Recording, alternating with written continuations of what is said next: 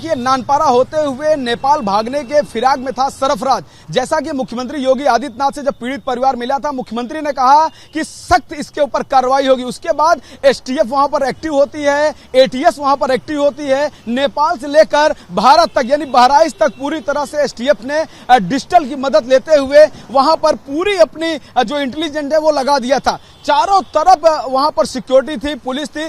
बंदर वक्त ATS STF की वहां पर वाहन भी वहां पहुंच चुका था। किसी भी स्थिति से निपटने के लिए फोर्स पहले से वहां तैनात है। हालांकि मुख्य अपराधियों को पकड़ने का एक दबाव था। जिस तरह से मुख्यमंत्री ने कहा था कि इनके ऊपर सख्त कार्रवाई होगी, उसके बाद एसटीएफ के पास दूसरा कोई रास्ता नहीं था। एसटीएफ बहुत ही अंदर से काम कर रही थी, इंफॉर्मेशन पे काम कर रही थी। लोगों को 54 लोगों को पकड़ा गया था, उनसे भी पूछताछ हुई थी। लिहाजा आज हरदी थाना के आसपास नानपारा रोड पर उसका मुठभेड़ होता है। मुठभेड़ में वह घायल है बुरी तरह से। अब हॉस्पिटल में उसका इलाज होगा, फिर पता चलेगा उसकी जान बची या उसके साथ कुछ और अनहोनी होती है। लेकिन यूपी एसटीएफ ने उसको घेर लिया। घेर कर उसको जिस तरह से उसने चालाकी दिखाई, जिस तरह से पिछले 4 दिन से 5 दिन से वो चकमा दे रहा है।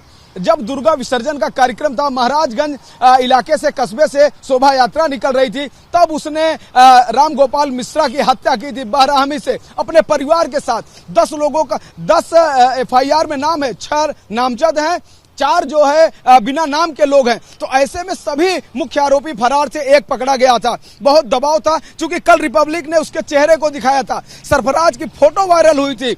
उसके बाद और दबाव बढ़ गया था एसटीएफ के ऊपर, एटीएस के ऊपर, क्योंकि एटीएस सबूत इकट्ठा कर रही थी और एसटीएफ जो है वो कार्रवाई करना चाह रही थी। वो एक्शन मोड में थी, कई टीमें गठित थी लगातार अलग अलग क्षेत्र में। जी देखिए, अगर सरफराज की जान बचती है तो सरफराज एक एक घटना की जिक्र करेगा, एक एक चीज बताएगा, कौन कौन मौके पर था, किसने क्या कहा, किसने कैसे उकसाया, वो सारी बात करेगा। लेकिन जब सरफराज की स्थिति में सुधार होगी तब, अगर सरफराज नहीं बचता है तो फिर से एसटीएफ को, एटीएस को मेहनत करनी पड़ेगी। और जो मुख्य आरोपी फरार हैं उनको नए सिरे से रणनीति बनाकर उनको पकड़ा जाएगा। लेकिन अगर आज सरफराज घायल होने के बाद अगर वो उबरता है, अगर उसका स्वास्थ्य ठीक होता है, तो निश्चित तौर से एसटीएफ, उत्तर प्रदेश की पुलिस उससे पूछताछ करेगी, पूरी घटना की जानकारी उससे लेगी और जो भी अच्छा लोगों का जो उसमें नाम लिखा है एफआईआर में, सबको पुलिस पकड़ेगी, एसटीएफ पकड़ेगी। तो कहीं न कहीं अब सरफराज के ऊपर है कि उसकी जान बचती है कि नहीं बचती है।